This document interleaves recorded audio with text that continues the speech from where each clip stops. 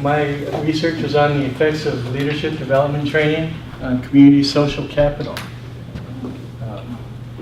The research question was actually, how does leadership development training affect community social capital? And the reason this question came up is my interest is activism, structural violence. So my idea is that if you can figure out ways to deal with information asymmetries, which I'll get to in a minute, you have a way to neutralize power asymmetries. Basically, you even the playing ground. So I guess one of the first questions you ask is, what is social capital? One of the best theorists on social capital is Pierre Bourdieu. And he's got kind of a complicated explanation there. Aggregate of actual potential resources which are linked to possession of a durable network of more or less institutionalized relationships of mutual acquaintance or recognition. And then he sums it all up. It's membership in a group. If you belong to a network, and I'm going to specify networks. You're a node in a network. You know other people, like all of us in the NCRP program are nodes in the network. All of us have different sets of expertise and different capabilities. So the limits of our network are defined by those abilities and that expertise that each of us is able to wield, and secondarily by our ability to convince another person in that network to help us out in something. So it's all about benefit. Robert Putnam was another major theorist on social capital, and for him social capital is all about community engagement. If you have people that are voting, if they're reading newspapers, if they're able to have political discourse with each other, I would imagine civil, but I don't think it necessarily has to be civil discourse. But if you have all of these things, you have a strong community. The quality of governance is determined by long-standing traditions of civic engagement, or its absence, which denotes a community that's not working. Voter turnout, newspaper readership, membership in choral societies and football clubs, these were the hallmarks of a successful region. So for Putnam, social capital is all about togetherness, community togetherness. Going to the club meetings, having beer with your buddies, talking about politics, sports, whatever. So what is social capital? Now this is a little graph I found, but basically it goes back to what Bourdieu says. It's the groups you belong to and the abilities and resources within that group. So social capital is networks of people, knowledge, resources, and skills that are possessed within that network, cooperative action, and benefits to individuals, groups, or a community that touch that network. Sum of relationships and assets that allow a community to collectively identify, analyze, and resolve community problems. Now, it's not always a good thing. We have problems like exclusion of outsiders. Well, you're not in the NCRP program. Why would I talk to you? You're a sociologist. I don't know. Or God forbid, a business major. Excess claims on group members. That means everybody's got to wear the same shirts, wear the same shoes, or they got to say the exact right thing every time they go out. Restrictions on freedoms goes back to the same thing, that you're not allowed to do this because you're in our group. And downward leveling norms. In that case, it's the lowest common denominator rules the roost. Uh-oh, what happened? This is an example. Mafia families, prostitution and gambling rings, and youth gangs offer so many examples of how embeddedness in social structures can be turned to less than socially desirable ends. And that embeddedness comes up too because there's a lot of arguments as to whether these networks are a natural part of society or not. Putnam says that networks are just a regular part of society, they arise naturally. A lot of other theorists, Bourdieu, De Philippis, Porte, they say, oh, not so sure about that. They're not really sure that networks are a natural part of society. So leadership is another thing I wanted to focus on because my idea is one of the ways you build social capital within a community is by teaching leadership skills. Here's one definition of leadership that I like. You're already getting someone else to do something you want done because he wants to do it. That appeals to my former military. If your actions inspire others to dream more, learn more, do more, and become more, you are a leader. John Quincy Adams. Down to the nitty-gritty. These are qualities that are generally agreed upon by the literature I found. Inspiring a shared vision, encouragement, influence, the ability to work with and through others. There is also the idea of authentic leader, which is being self-aware. Relational transparency means you're above board in all your dealings with other people. Balanced treatment of information means you give good news and bad news the same response. And authentic behavior, you're not being a phony in any way. And this is one of my favorite. Author Coteen was always about challenging the process. So I like that. I stuck that one in. So I wanted to focus on community leadership development. So and this is from Community Building, a book I found where I first learned about social capital. Fledgling community leaders learned how to lead meetings, how to use media, how to communicate effectively, and how to raise money. They began to understand how political and economic systems work. So that's what got me to thinking how to devise a way to teach these things, because these are the things that get you to a community and get you accomplishing change. Same thing. And then, you know, as a Latino, just hit a little bit close to home. Latinos are more collective and people-oriented. So you can't go in there and say, you gotta be an individual. You gotta do it on your own first, and then people will follow, because that might not work. These are some criteria that Cordero and I can't remember, Negroni list. A commitment to upholding family values. And for Latinos, family value isn't just mom, dad, brother, and sister all the time. It's also aunts, uncles, cousins, friends that have been around forever, their siblings and cousins. It's all these extensive networks upon networks.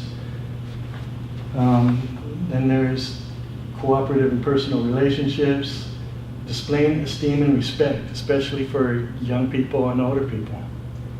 And then social intimacy and trust. You hang around, they get to know you.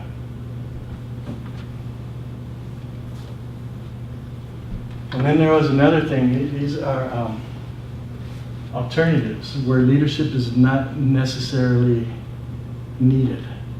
It describes strong independent groups that work a lot of the same tasks over and over and know what they're doing. It also describes very effective individuals who just set out and do something without bothering to ask for anybody's help. And the issue with this is sometimes you try and stick a leader in situations like this and they do no good. So that's another thing to keep in mind. Another quote I like. I just stuck that in there because I like it. So, how do you get these things to work? Social capital, leadership development. And I found community-based participatory research in one of my seminars. And I was like, wow, that's a good idea. Ask people what they want to do. And that came from Kurt Lewin's idea of action research. And I like what he has to say about this. Research needed for social practice can best be characterized as research for social management or social engineering. It is a type of action research. That's where we get the term. A comparative research on the conditions and effects of various forms of social action and research leading to social action. Research that produces nothing but books will not suffice.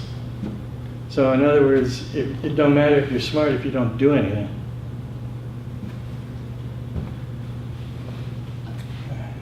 I need to move that button.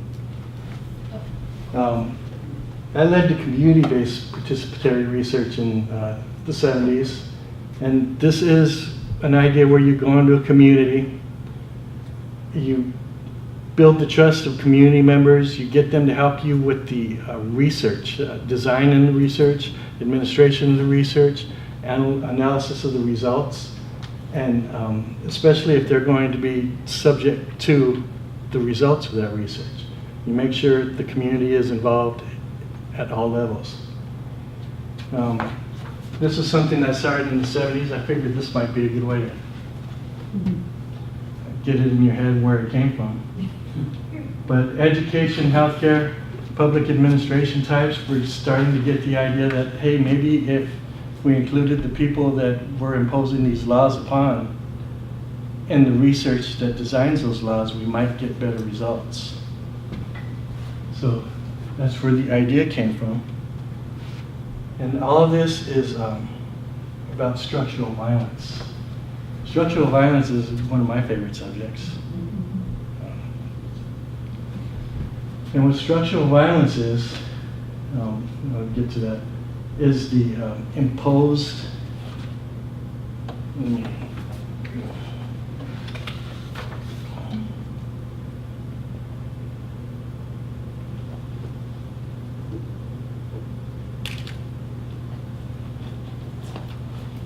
structural violence is imposed inequities that benefit one group at the expense of another group. And I came to these from information asymmetries, which I mentioned earlier. Way back in 2001, I was reading the newspaper and there was the announcement of the Nobel Prize in Economics that year. And basically these guys are saying, if you have more and better information in any transaction, you have the advantage in that transaction. And my first reaction was, wow, that's stupid. Isn't that obvious? Akerlof talked about adverse selection, which is one person has more information than the other and uses it to their advantage. Spence talks about signaling, which is, I'm signaling right here.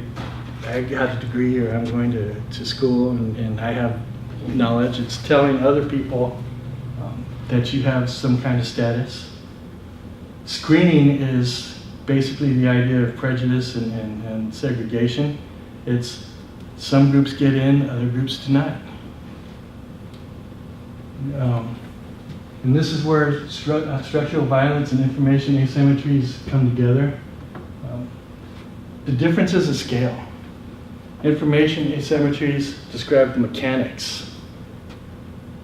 Structural violence is the aggregate. And my idea is that the focus on granularity on transactions disguises the depth of the problem.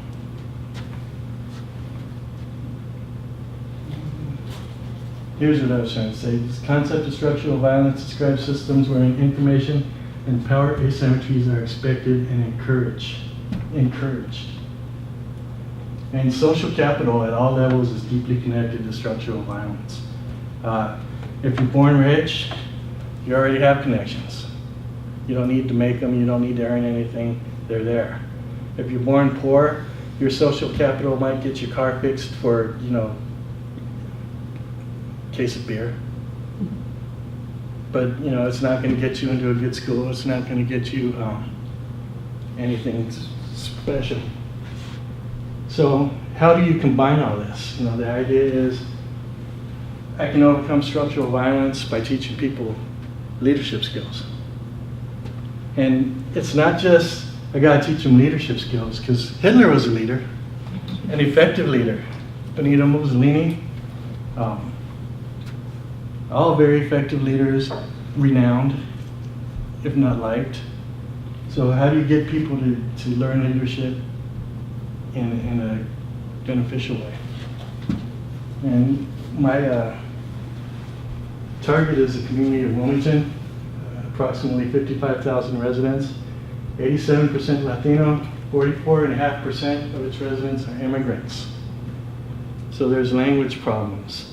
You look at this, 5% of the residents got a degree. So that exacerbates the problems you have with language, culture, because we've already established that Latinos don't take to leadership the same way that the greater culture does. And they want a more collective experience. And this is Wilmington right here. This gives you an idea of what you're dealing with, some of the problems in the area. It's one of the most heavily polluted areas in the state.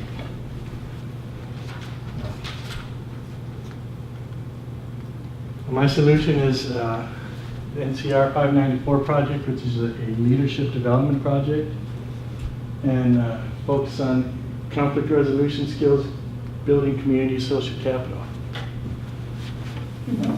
Leadership development training is the first phase of this thing.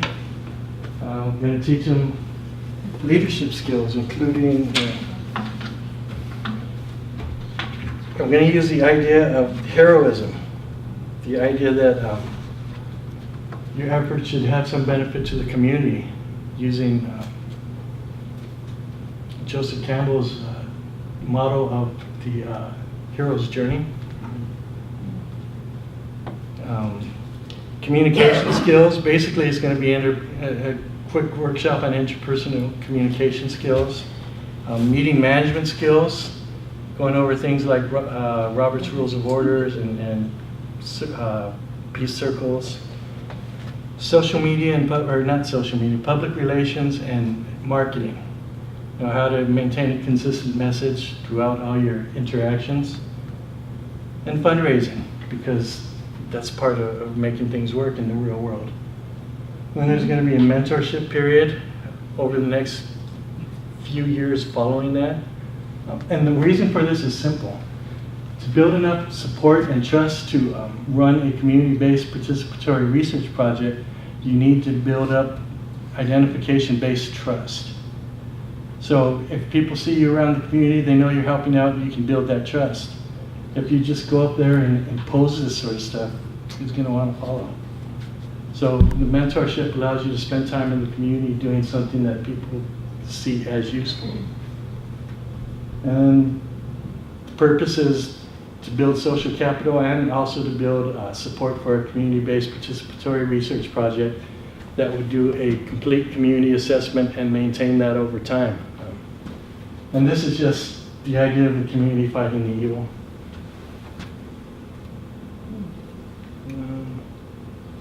I think that's about 20 minutes.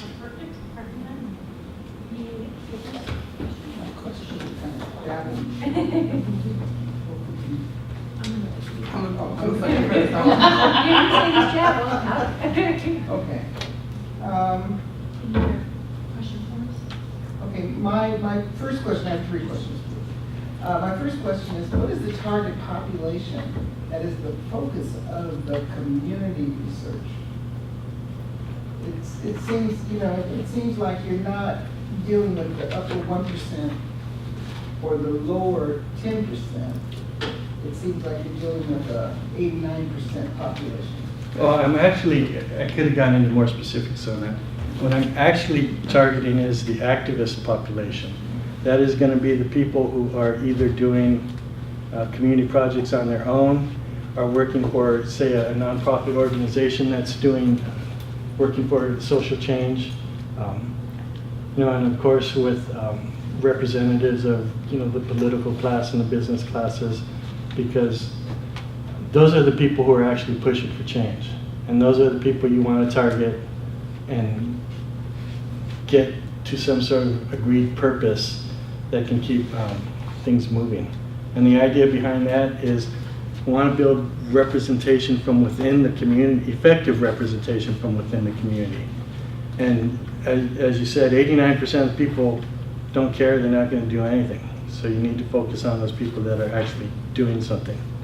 Now, if you ask me, how am I going to get those people, in front of me in a situation like this? I don't know yet. I'll figure that part out. Okay, that's good. This is something that's just off the top of my head. What determines a good leader?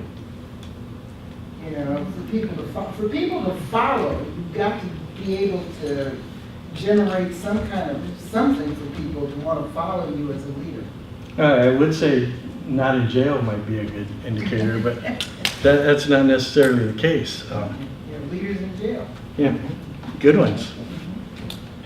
And the thing is, I'm a pragmatist, and I know it's a numbers game, because you're going to lose people.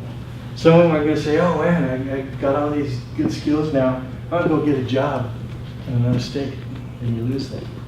And that's going to happen. And some people are going to say, well, I got all these skills, I'm going to use that to keep everybody else down. But I'd say that a number of them are going to say, well, I'm going to try and work more effectively to effect the change that I want to see in the community. And because I'm spending time in the community, and we're talking about years, I'm not talking about this is my summer project. I don't got nothing better to do the rest of my life, so I'm going to see how this works out. So the idea is that over time you'll develop a pool of people who are actually working for beneficial change, because you're going to have the people that are not working for beneficial change. But at some point there should be a pool, and that's when you have enough to support a community assessment. And the idea behind having a community assessment up and running is that you can start developing leadership skills and knowledge on the basis of what you're able to determine is coming your way over the next 5-10 years. So, like I said, this is not my summer project. This is something that I figured out I'd like to do and see come to fruition over the years. So I hope that answers that question. It does. And then my last question is something that you said, which is something that we hear all the time. I don't know if people think about it or not, but you were talking about how the Latin community, Hispanic community, they deal more with a collective leadership. And my question is, why do we find that you find non-white cultures deal with more of a circular leadership issue? They don't have just one leader. It's